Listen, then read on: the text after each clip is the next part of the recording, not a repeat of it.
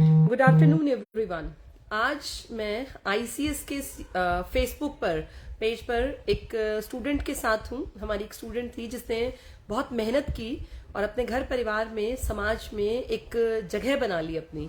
आज उसका सपना पूरा हुआ है। इनफैक्ट सपना तो उसका 7 महीने पहले ही पूरा हो गया और इसका नाम भी सपना ही है। तो सपना से आज आपको मिलवाती हूँ।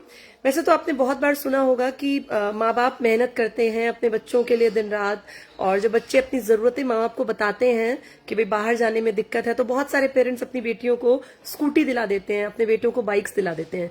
लेकिन आज सपना हमारे बीच में है जिसने मेहनत के दम पे अपना एक मुकाम हासिल किया, और मुझे बड़ा खुशी हुई, बहुत प्राउड हुआ ये जान के कि सपना ने अपनी मेहनत की कमाई से अपनी सरकारी नौकरी की सैलरी इकट्ठी करके अपने फादर को बाइक दिलाई है। जी हाँ, धीरे धीरे देखिए दुनिया बदल रही है, समाज बदल रहा है, और लड़कियां जिनको पहले सिर्फ घर पर एक बोझ मान लिया जाता था कि बाप के कंधों पर महज एक बोझ भर है, आज सपना जैसी लड़कियां हमारे समाज में अपनी एक पहचान कायम कर रही हैं, जो ये दिखाती हैं, जो जीता जागता एक प्रत्यक्ष कहते हैं प्रत्यक्ष जो चीज है उसको प्रमाण की आवश्यकता नहीं होती, कि अगर बेटियां भी ठान लें, सही रास्ते पर चल पड़े, अपनी ऊर्जा का सही दिशा में प्रयोग करें, तो बेटियां किसी भी लिहाज से बेटों से या किसी से भी कम नहीं है, और वो भी अपने घर परिवार का एक सहारा बन सकती हैं।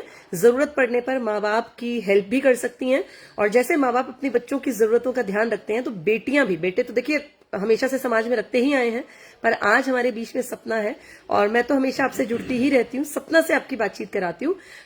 सपना का सिलेक्शन हुआ है दुर्गा शक्ति में ट्रेनिंग करके 7 मंथ्स की। अब वो बता रही थी कि एक ब्रेक दिया था 1 हफ्ते का, उस बीच में वो हमारे साथ मिलने आई है, तो मैं आपकी मुलाकात करवाती हूँ सपना से। इसको हेलो एवरीवन। सपना हमारे बीच में है। सपना, कब तुम्हारी ज्वाइनिंग हुई थी? मैम मेरी 1 सितंबर 2022 को हरियाणा पुलिस में ज्वाइनिंग हुई थी दुर्गा शक्ति के। अच्छा सपना, कितने एग्जाम तुम्हारे पास हुए? आईसीएस में तुम पहली बार कब आई? मैम आईसीएस में मैं 2019 में आई थी, उसमें मैंने 6 महीने की तैयारी की। उसके बाद ही मेरा कॉन्फिडेंस लेवल इतना अच्छा हो गया था कि मैं कोई भी गवर्नमेंट जॉब का एग्जाम क्रैक कर सकती हूँ। सबसे पहले मेरा हरियाणा जो क्लर्क का एग्जाम है वो क्लियर हुआ था। क्लर्क जो 2018 वाला? 18-19 में जो इसकी ज्वाइनिंग हुई थी हाँ, वो क्लियर हुआ था, उसमें मेरा फाइनल में रह गया। फिर मैंने और ज्यादा मेहनत की और बार बार क्लासेस देखी और काम किया, उस पर प्रैक्टिस की, उससे मेरे बहुत सारे एग्जाम्स निकले। 2022 में फीमेल कांस्टेबल वाला था वो एग्जाम भी क्लियर हुआ, एसआई वाला भी हुआ, उसमें मेरा फाइनल में सिलेक्शन हुआ, फिर दुर्गा शक्ति में भी हुआ। ऐसे मेरे लगातार बहुत सारे एग्जाम्स निकले हैं। ये कई सालों की कड़ी मेहनत है और मैम और सर का मार्गदर्शन है। मैं एक साइंस बैकग्राउंड की स्टूडेंट हूँ। मुझे पहले हिस्ट्री, ज्योग्राफी, पॉलिटी या मैथ्स के बारे में कुछ भी नहीं पता था। मैंने बायो से पढ़ाई किया, लेकिन मैम और सर के साथ आने के बाद मेरा बेस इतना अच्छा हो गया कि मैं एक कॉन्फिडेंट हो गई। अब बल्कि मेरी बहन और भाई को मैं हिस्ट्री ज्योग्राफी पढ़ाने लगी। अच्छा, तुम उनको पढ़ा देती हो हिस्ट्री ज्योग्राफी, बहुत अच्छी बात है। जब तुम पहली बार जब ऐसे आई थी, कौन सी ब्रांच में थी तुम? मैं आईसीएस जुलाना ब्रांच से हूँ। अच्छा, जुलाना ब्रांच में। तब तुम्हें सच में ऐसा फील हुआ था कि नौकरी मिल जाती है? ऐसा लगा था बस टाइम पास करते हैं? मैम स्टार्टिंग में जब जैसे मैं आई तो मेरे को वहाँ की भीड़ देख के बहुत ज्यादा डर लग गया था। मैं कहीं पे सारे बच्चे, वैकेंसी इतनी कम है तो मेरा सिलेक्शन कैसे होगा। लेकिन जब जैसे ही क्लास स्टार्ट हुई, बच्चे बीच में मिठाई लेके आते थे, मेरे को भी ये लगा कि हाँ एक दिन मैं भी मिठाई लेके जरूर जाऊंगी, और उस हौसले ने मेरे को यहाँ तक। तो तुमने 7 महीने क्यों लगाए? तुम्हारी ज्वाइनिंग तो 7 महीने पहले हो गई थी। मैम मेरी सैलरी आने में 4 महीने का टाइम लगा था और मैं नहीं चाहती थी कि मम्मी पापा के पैसे से मिठाई खिलाऊं, तो मैं अपनी सैलरी के पैसों से मिठाई खिलाना चाहती थी, इसलिए मैं अब आई। चलिए मैं दिखा देती हूँ। देखिए मिठाई का डब्बा भी लाई हुई है लड़की, और बड़ी खुशी की बात है। सपना, तुमने जैसे ये तो देखो एक नॉर्मल वो है कि माँ बाप तो नीड्स पूरी करते हैं बच्चों की, तुम्हारे मन में ये आइडिया कैसे क्लिक हुआ कि मैं पापा को बाइक दिला दूं? मैम जैसे जब मेरा पढ़ाई का टाइम चल रहा था तो उस टाइम पे मेरे पास एक्चुअली क्या था कि स्कूटी पापा दिला रहे थे, लेकिन मैंने स्कूटी प्रेफर नहीं किया और मैंने पापा को बोला कि मेरे को साइकिल चाहिए, मैं साइकिल से आईसीएस में पढ़ने जाऊंगी। तो मैं साइकिल से आईसीएस जुलाना में पढ़ने चाहती थी। बस स्टैंड के ऊपर हमारा जो कोचिंग सेंटर था। उसके बाद फिर मैंने देखा कि पापा मतलब चाह रहे हैं मेरे को स्कूटी दिलाना। फिर मैं बोली, मैं कह नहीं आप मुझे नहीं, मैं आपको दिलाऊंगी, थोड़ा सा वेट करो। फिर उसके बाद अब जब मैं आज सुबह आई हूँ तो पापा को बाइक दिला के आई हूँ। आज ही दिला के आई हो? बहुत बहुत मुबारक हो बेटा। इस तरह से लड़कियां जो है ना, समाज की पुरानी मान्यताओं को कि भैया लड़कियां जो है सिर्फ बोझ हैं, या लड़कियों को तो स्कूटी दिलानी पड़ती है, फिर उनकी शादी ब्याह में बाइक और गाड़ियां देनी पड़ती हैं, तुमने इस चीज को कहीं ना कहीं उलट दिया। बहुत अच्छा लगा बेटा जानकर। मम्मी क्या करती हैं? मम्मी हाउस वाइफ है। और पापा? पापा की एक छोटी सी किरियाने की दुकान है अपनी, जो उसी से पापा ने सब कुछ अपना किया है, तो अब पापा को बोल रहा है कि अब आप बिल्कुल फ्री हो जाओ, हम बिल्कुल फ्री हो कमाने जाओ। लगे। हाँ बिल्कुल, बहुत बढ़िया। अच्छा, तुम जब पढ़ती थी तो कितनी बार ऐसा मन में आया कि यार कहीं ना हो सिलेक्शन, कहीं मैं टाइम खराब कर रही हूँ, या पता नहीं नौकरियां शायद मिलती हैं कि नहीं मिलती हैं? मैं जो हूँ मेडिकल बैकग्राउंड से स्टूडेंट हूँ, तो मेरा फर्स्ट जो मैं 12th पास करते 2015 में AIPMT में सिलेक्शन हो गया था BDS में, लेकिन वो जो चीज है वो मेरे को ज्यादा दिन तक पसंद नहीं आई, मैं उसमें मेंटली परेशान हो गई थी, तो वो मैंने छोड़ दिया बीच में। और उसके बाद अपना BSc और मास्टर्स कंप्लीट किया। फिर उसके बाद मेरे को लगा कि कुछ मतलब जज्बे वाले चीज करना चाहिए, और यूनिफॉर्म का मेरे को बचपन से ही शौक था, तो मेरे को लगा पुलिस में जाना चाहिए, और आगे भी मैं प्रिपरेशन कर रही हूँ। अब 7 महीने का कैसा अनुभव रहा तुम्हारा? 7 महीने का बहुत अच्छा अनुभव हुआ। स्टार्टिंग में जब हम गए थे तो वहां पे बिल्कुल जैसे लड़कियां होती हैं, नाजुक पापा की परी वाली थी, लेकिन अब हम हरियाणा पुलिस के जवान हो चुके हैं, और दुर्गा शक्ति हर चीज से निपटने के लिए हरियाणा में तैयार है। बहुत बढ़िया बेटा, तुम जैसी लड़कियों को देख के बहुत लड़कियां प्रेरणा ले सकती थैंक हैं। You everyone. तो देखिए, हम मिले सपना से जिसने अपने जीवन का सपना साकार किया, अपने पेरेंट्स का सपना साकार किया, और राह दिखाई ऐसी बहुत सारी लड़कियों को जो नॉर्मल से बैकग्राउंड से आती हैं, जिनके पिताजी कोई छोटी मोटी दुकान चलाते हैं, या बहुत सारी लड़कियां हैं जिनके पिताजी मजदूरी करते हैं, कोई छोटी मोटी रेहड़ी लगाते हैं।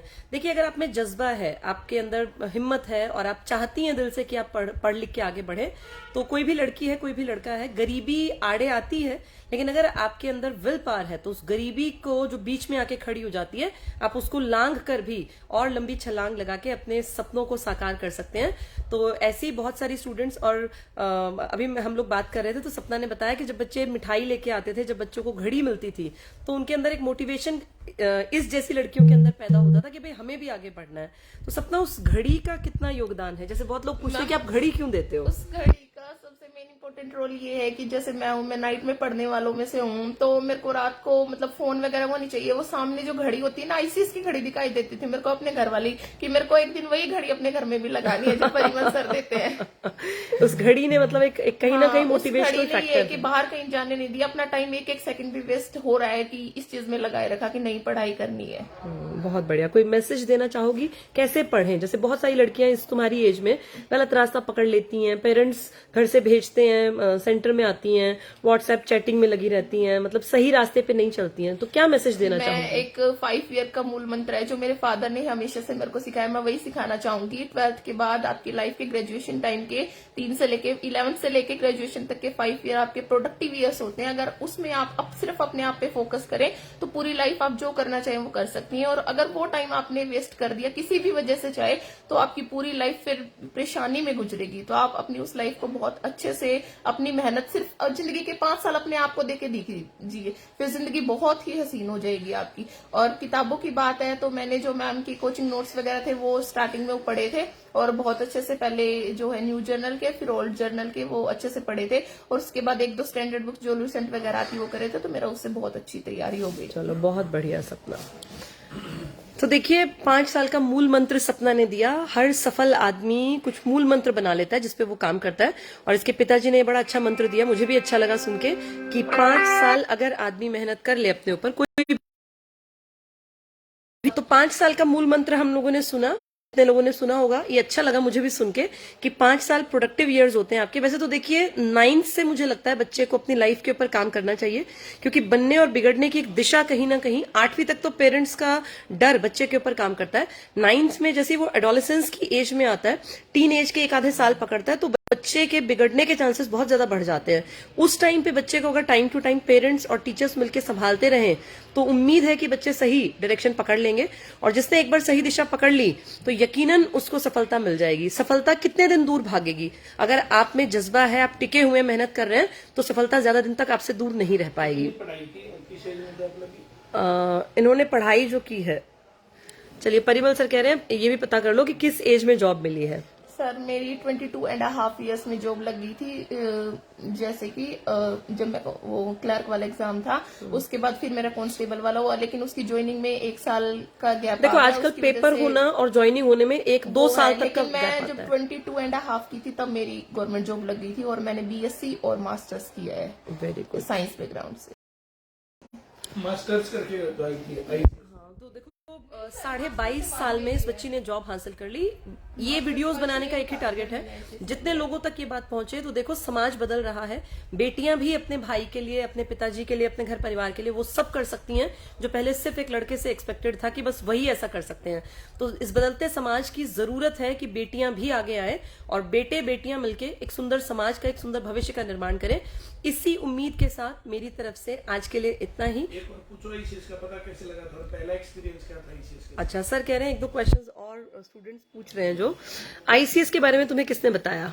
मैम मैंने जो ग्रेजुएशन है वो आईसी कॉलेज रोहतक से की है। तो जब मैं कॉलेज जाती थी 2018 में, तो बहुत सारे बच्चे वहाँ ये कह रहे थे कि वहाँ कोचिंग सेंटर खुला है जहाँ पे ऑनलाइन पढ़ाते हैं और कंप्यूटर पे चलता है। तो वो चीज मेरे लिए बहुत ज्यादा नई थी। तो मैंने वहाँ पे 2 दिन ट्रायल के लिए गई, तो मेरे को बहुत अच्छा लगा कि ऐसे भी पढ़ाई हो सकती है। फिर उसके बाद मैं जब अपने घर आती थी वापस, तो मेरे को पता चला कि जुलाना में भी ऐसी एक ब्रांच खुलने जा रही है। तो सबसे पहले जाके मैंने फर्स्ट स्टूडेंट थी मैं वहाँ की, जो मैंने अच्छा तुम जुलाना की फर्स्ट स्टूडेंट थी? ये हमारे लिए भी प्राउड की बात है कि जुलाना की, देखो भाई जुलाना वाले स्टूडेंट्स, ये देखो पहले बैच में आई थी लड़की और आज ये मिठाई के साथ आई हुई है, अपनी घड़ी लेके जाएगी और अपने पिताजी को बाइक इस बच्ची ने खुद दिलाई है। तो बहुत प्राउड की बात है। चलिए आज इतना ही, फिर जैसे स्टूडेंट्स आएंगे जब मौका मिलेगा तो आपके साथ जुड़ेंगे ताकि आप लोग भी ऐसे लोगों से जो सफलता हासिल कर चुके हैं मोटिवेशन ले सकें। आज के लिए इतना ही। Thank you. जितने लोग जुड़े बहुत बहुत शुक्रिया।